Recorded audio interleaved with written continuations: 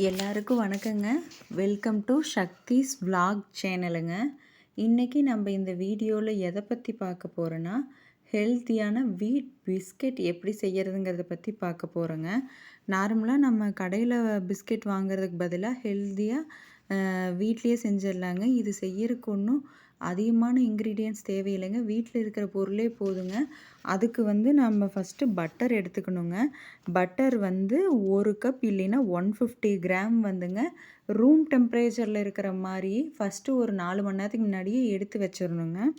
அந்த பட்டரை ஒரு ஒரு விக்ஸ் வச்சு பீட் பண்ணையில் டார்க் எல்லோலேருந்து ஒரு லைட் எல்லோ வித் ஒயிட் வர்ற அளவுக்கு நம்ம பீட் பண்ணிக்கணுங்க. அது கூடவே 1 கப் ப்ரௌன் சுகர் 150 கிராமுங்க.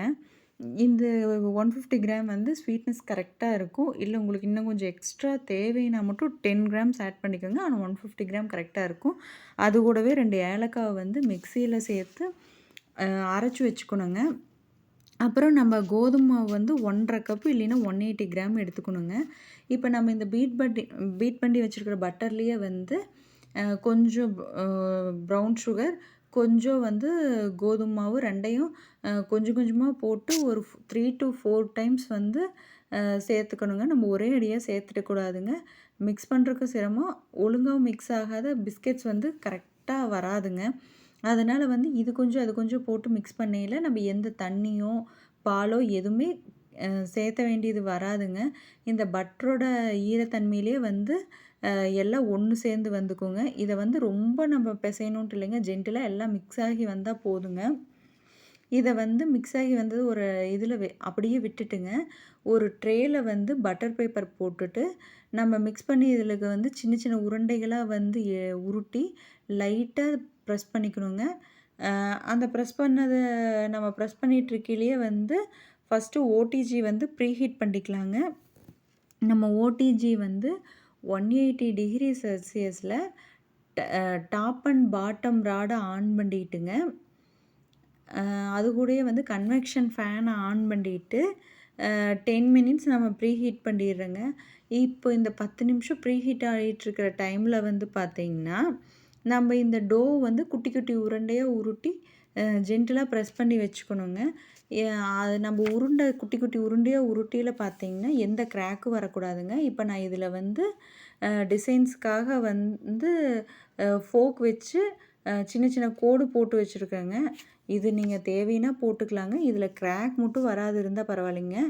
இப்போ நம்ம இந்த எடுத்து வச்சுருக்கிற பிஸ்கெட்ஸ் ஓடிஜியில் அதே 180ல் டாப் அண்ட் பாட்டமில் கன்வெக்ஷனில் 20 மினிட்ஸ் நாம் பேக் பண்ணி எடுத்துக்கணுங்க. இது பேக் ஆகிட்டுருக்கிற டைமில் பார்த்திங்கன்னா, நம்ம இந்த பிஸ்கெட்ஸ் நான் சொன்னேன் இல்லைங்க எந்த கிராக்கும் வரக்கூடாதுன்னு.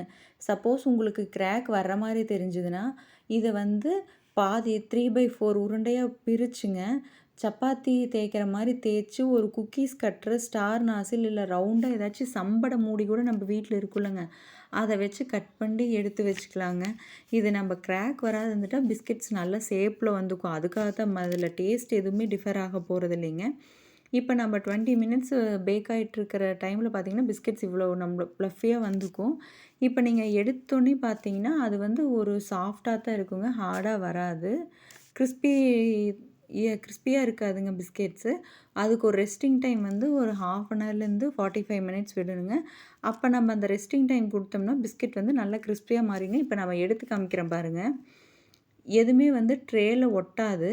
அப்படியே நார்மலாக பிஸ்கெட்ஸ் எப்படி இருக்குமோ அதே மாதிரி உடஞ்சாலும் கரெக்டாக சவுண்டோடவே உடையுங்க.